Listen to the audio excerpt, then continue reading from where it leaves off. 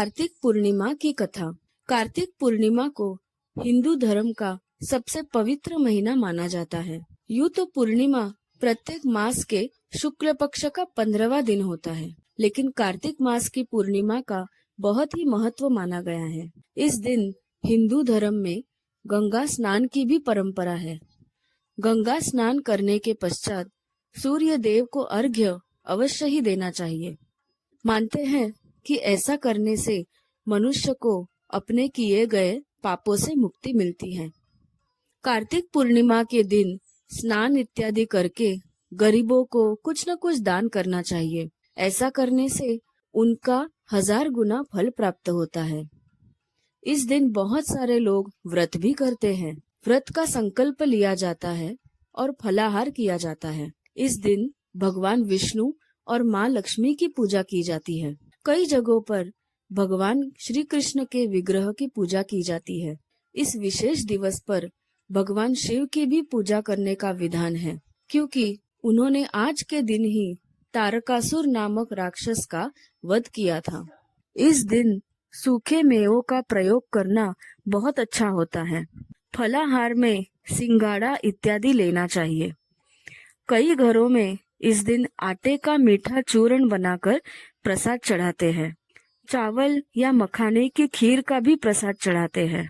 कई घरों में बिना लहसुन प्याज का साधारण भोजन भी बनाकर खाते हैं। कार्तिक के महीने में उड़द, मूंग, मसूर, चना, मटर, राई ये खाना भी वर्जित किया गया है। कार्तिक मास के पवित्र महीने में मांसाहार का सेवन नहीं करना चाहिए। कहा जाता है कि कार्तिक मास में भगवान विष्णु पानी में रहते हैं। कार्तिक पूर्णिमा व्रत कथा। एक पौराणिक कथा के अनुसार तारकासुर नामक एक राक्षस था। उसके 3 पुत्र थे, तारकक्ष, कमलाक्ष और विद्युन्माली। तारकासुर बहुत ही बलवान था। उसने धरती और स्वर्ग पर अपना आतंक मचा के रखा था, जिससे परेशान होकर देवताओं ने भगवान शिव से उसका अंत करने की प्रार्थना की। उनकी प्रार्थना सुनकर भगवान शिव ने तारकासुर का वध कर दिया। इससे सारे देवता बड़े ही प्रसन्न हुए।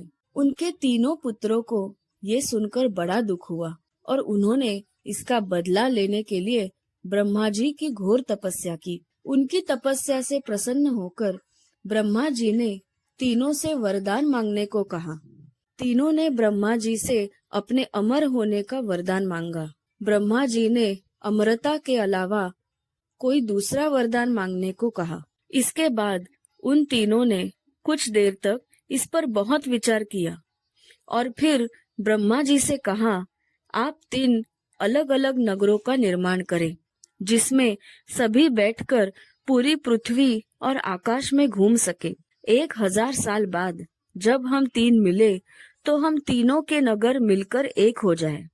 जो देवता तीनों नगरों को एक ही बाण से नष्ट करने की क्षमता रखता हो, वही हमारी मृत्यु का कारण बने। उन सबकी नजर में ये एक असंभव कार्य था। उन्होंने उन्हें वह वरदान ब्रह्मा जी के निर्देशानुसार मयदानव ने उनके लिए 3 नगरों की स्थापना की।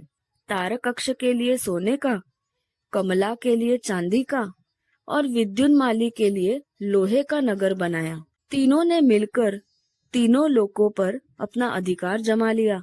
इंद्र देवता इन तीनों राक्षसों से बहुत भयभीत हुए और भगवान शंकर की शरण में गए। इंद्र की बात सुनकर भगवान शिव ने इन दानवों को नाश करने के लिए एक दिव्य रथ का निर्माण किया। इस दिव्य रथ की हर एक चीज देवताओं से बनाई गई। चंद्रमा और सूर्य से पहले बने। इंद्र, वरुण, यम और कुबेर रथ के 4 घोड़े बने। हिमालय धनुष्य बने और शेषनाग प्रत्यंचा बने।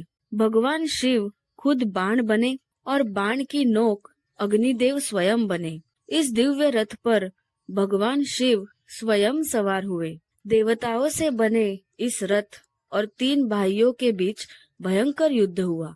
युद्ध करते समय प्रभु लीला से एक ऐसा समय आया जब तीनों रथ एक ही सीध में आ गए। जैसे ही ये तीनों रथ एक ही सिद्ध में आए, उसी समय भगवान शिव ने अपने बाण छोड़े और तीनों को नाश कर दिया। इसी वध के बाद भगवान शिव को त्रिपुरारी कहा जाने लगा। सब बोलो विष्णु भगवान की जय, माता लक्ष्मी की जय।